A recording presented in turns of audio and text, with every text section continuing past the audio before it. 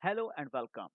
In this video, I'm going to discuss the types of component that we can use inside React. At the start of this tutorial series, I told you guys there are two ways to create component into React. One is function-based component and other one is class-based component.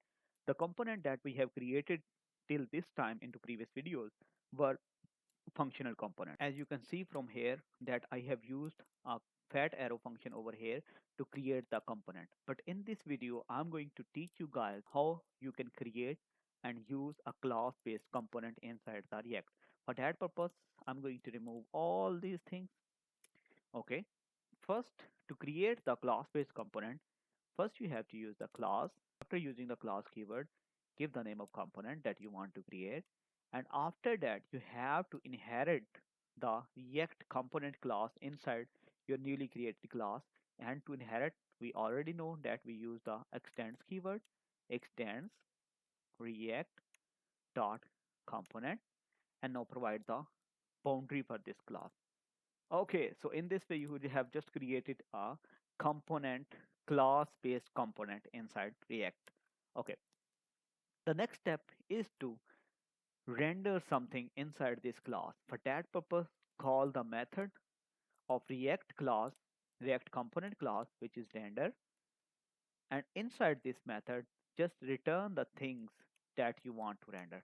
And as you already know, in the previous videos, we created a div, and inside that div, we created one h1. Okay, that was our news feed application, and then we created a search box by using the input and type was text.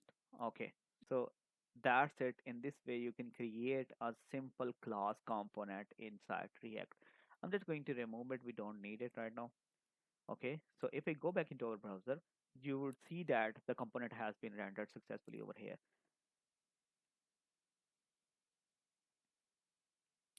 Let me change the values so you guys can see the difference. Let me change the values and let me put something over here like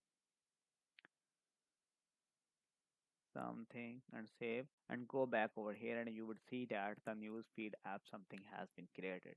Okay, so in this way, this is the simplest way to create the class based component inside the React. So that's it for this video. See you guys in the next video where we will be discussing the styling in React.